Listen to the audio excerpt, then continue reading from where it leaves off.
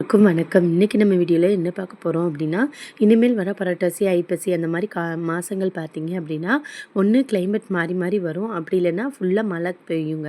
அப்புறம் குளிர் அந்த மாரி தானங்க இருக்கும். அந்த மாரி டைம்ல பார்த்தீங்க அப்படின்னா, குழந்தைங்களுக்கு அடிக்கடி சளி பிடிக்கும், காய்ச்சல் வரும். அப்போ வந்து நம்ம வீட்ல இருக்கிற பொருட்கள வச்சே நம்ம வந்து குழந்தைங்களுக்கு வந்து ஒரு கசாயம் மாரி ரெடி பண்ணி குடுத்தோம் அப்படின்னா, ஒரு 3 நாள்ல சரியா போயிருங்க. அப்படி இல்ல அப்படின்னா, சளி மட்டும் இருந்துச்சு அப்படின்னா, நம்ம அத குடுக்க குடுக்க ஒரு 5, 10 நிமிஷத்துலயே இந்த சளி எல்லாம் நல்லா கரைஞ்சு வெளியில வந்துருங்க. அதுக்கு நீங்க வீட்ல வெத்தல கொடி இருந்துச்சு அப்படின்னா, ஒரு சின்ன வெத்தலையா எலசா எடுத்துக்கோங்க. குழந்தைங்களோட வயசு பொறுத்து நீங்க வந்து இப்போ 1 வயசு, 2 வயசு, 3 வயசு அப்படின்னா, 1 வயசு குழந்தைங்களுக்கு வந்து சின்னதா எலசா எடுத்துக்கலாம். 2 வயசு, 3 வயசு குழந்தைங்களுக்குன்னா, அத விட ஒரு பெரிய சைஸ் இருக்கிற வெத்தலைய வந்து நம்ம எடுத்துக்கலாங்க. ஆனா, 1 வெத்தல போதும். 1 வெத்தல, அப்புறமா 2 கற்பூரவள்ளி இல.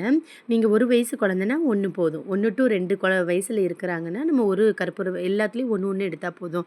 1 வெத்தல, 1 கற்பூரவள்ளி இல, அப்புறமா கொஞ்சமா வந்து துளசி. உங்ககிட்ட தூதுவளை கிடைச்சா தூதுவளை எடுத்துக்கோங்க. அப்படி இல்லைனாலும் விட்டுறலாம். இருந்தா சேர்த்துக்கோங்க, இல்லைன்னா விட்டுருங்க.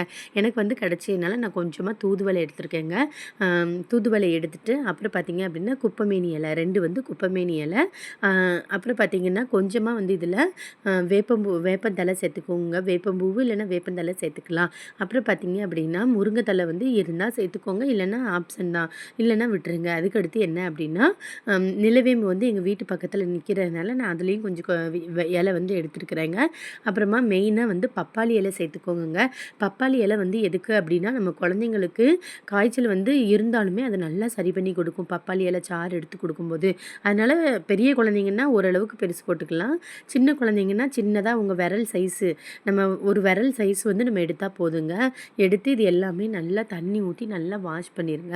நல்லா வாஷ் பண்ணிட்டு நம்ம மிளகு இடிப்போம் இல்லைங்க, அந்த மிளகு இடிக்கிற கல்லுல வந்து இதோட பார்த்தீங்க அப்படின்னா, கொஞ்சமா வந்து மிளகு, கொஞ்சமா வந்து இஞ்சி, சின்னதா ஒரு துண்டு மட்டும் இஞ்சி எடுத்துக்கலாம். அப்புறம் ஒரே ஒரு பூண்டு, ஒரு வந்து சின்ன வெங்காயம், 1 வந்து சின்ன வெங்காயம்.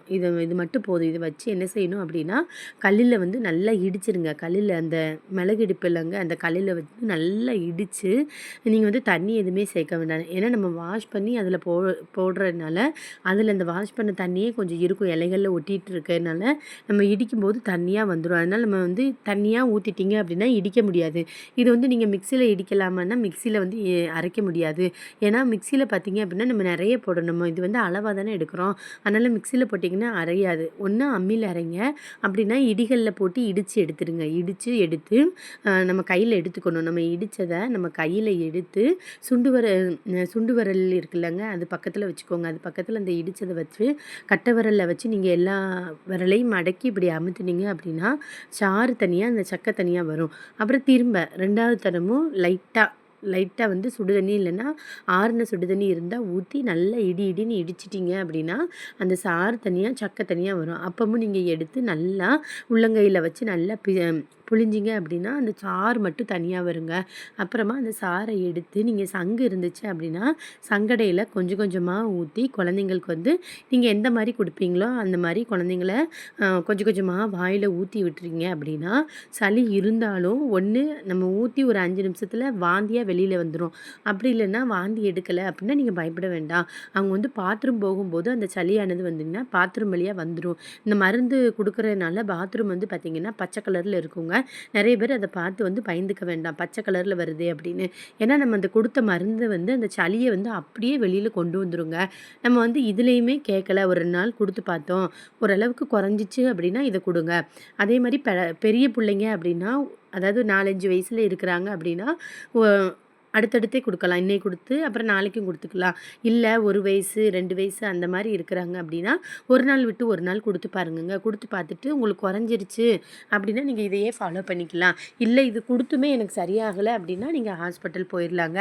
மேக்ஸிமம் இதிலயே வந்து நீங்க க்யூர் பண்ணிரலாம். குழந்தைங்களுக்கு உடனே இங்கிலீஷ் மெடிசன் வந்து போறதுக்கு பதிலா, இந்த மாரி வீட்ல 1 வயசுல இருந்து நீங்க குடுத்து பழக்கிட்டீங்க அப்படின்னா, பழகிரும். பழகிட்டு சளி வந்து ரொம்ப நெஞ்சில கட்டாதுங்க. அதுக்கப்புறம் கூட நம்ம சரியாகலன்னா கூட ஆஸ்பத்திரிக்கு போயிரலாம். எடுத்த உடனே போடுறதுக்கு பதிலா இந்த மாரி நீங்க கொஞ்சம் ட்ரை பண்ணி பாருங்கங்க. குழந்தைங்களுக்கும் உடம்புக்கு ரொம்ப ரொம்ப நல்லதுங்க. இதில வந்து நம்ம வேப்பந்தழைலாம் சேர்க்கிறதுனால வயித்துல வந்து பூச்சி இருக்குது, சாப்பிட மாட்டேங்கிறாங்க அப்படின்னாலும் கூட நல்லா சரி பண்ணி கொடுக்குங்க. கண்டிப்பா ட்ரை பண்ணி பாருங்கங்க. நம்ம வந்து குழந்தைங்களுக்கு எது பழக்குறோமோ அதுதாங்க. உடம்புக்கு வந்து நீங்க நீங்கள் நல்லதே பழக்கி பாருங்களேன், அதுவே பழகி போயிடும். உங்களுக்கு கொடுத்து ட்ரை பண்ணி பார்த்துட்டு எப்படி இருந்துச்சுன்னு சொல்லி கமெண்ட் பண்ணுங்கங்க. இந்த வீடியோ பார்த்ததுக்காக ரொம்ப ரொம்ப நன்றிங்க.